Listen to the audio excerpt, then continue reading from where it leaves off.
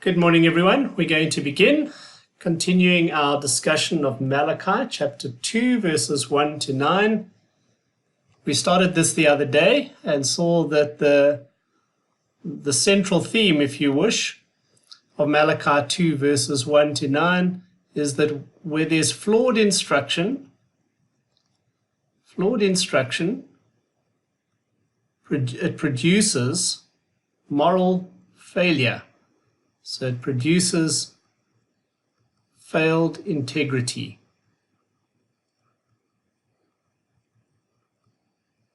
Central to the idea of the book of Malachi is that there are some serious moral failings happening amongst the community of God's people. And Malachi begins his correction by addressing the priests and laying at least some of the blame upon the priests. And this is central to his reason. They have been unfaithful in carrying out their duties as priests, especially their duty of rightly instructing God's people in his law and requirements. The actual passage itself unfolds in three sections. Verses 1 to 4 are about the contempt of the priests for Yahweh's name. Verses 5 to 7 unpack what should be their chief calling, and very central to that is to teach his word. And then finally, the last two verses, verses 8 and 9, we see a charge against the priests that they have corrupted the Lord's covenant with them and by extension with his people. Last time we looked at the first section, the contempt of the priests for the Lord's name.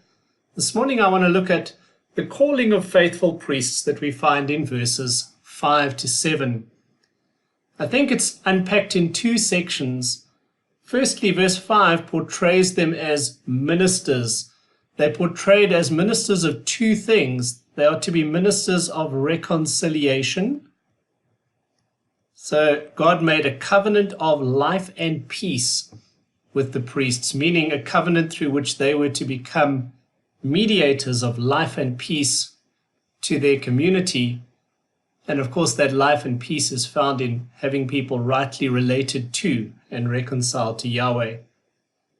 And then verse 5 also puts some focus on the theme of reverence. They were to be a people who revered God's name and person and represented him from the place of reverence. If you look at verse 5, it says, "My covenant was with him, one of life and peace. I gave them," presumably the life and peace, the covenant of life and peace, "to him that he might fear me. So he feared me and was reverend before my name." The he is Levi, but seemingly representing God's agreement with the Levitical priests. And so this covenant of life and peace was what God makes with the priests. They are to be agents, if you wish, of seeing people reconciled to Yahweh, in which state they find life and peace. And then central to that is that faithful priests carry out this responsibility, this covenant responsibility, by revering the Lord, by walking in reverence towards him. So this theme dominates the second half of the verse. "I gave them to him that he might fear me, so he feared me and was reverend before my name." The Old Testament idea of fearing the Lord and being reverent before him seems to combine elements of both fear and faith. It's standing in awe of Yahweh's and his greatness, but also in a relationship of trust with him from which we represent him. So faithful priests are ministers of the Lord. They are ministers entrusted with a ministry of reconciliation, of bringing people into the life and peace that are found in right relationship with Yahweh. And in order to do that, they have to be a people who revere him, who stand in awe of him and trust him as he has revealed himself. The next section unpacks their role as messengers. We actually find this word right at the end of verse 7. It says that he is the messenger of the Lord of hosts, referring to the priests. So he is a priest is a messenger of the Lord of hosts, an expression in the New King James Version that refers to the Lord of heaven's armies, the commander of heaven's armies, if you wish. And the way he unpacks this in verses 6 and 7 suggests two key elements. They are messengers. To be a messenger of the Lord of hosts has something to do with revelation. What we communicate is what God has revealed, and it has something to do with righteousness. And I think we find these two themes intertwined in the discussion of them being messengers of the Lord of hosts. Listen again to verses 6 and 7. Verse 6 says, "The law of truth was in his mouth, and injustice was not found on his lips. He walked with me in peace and equity, and turned many away from iniquity.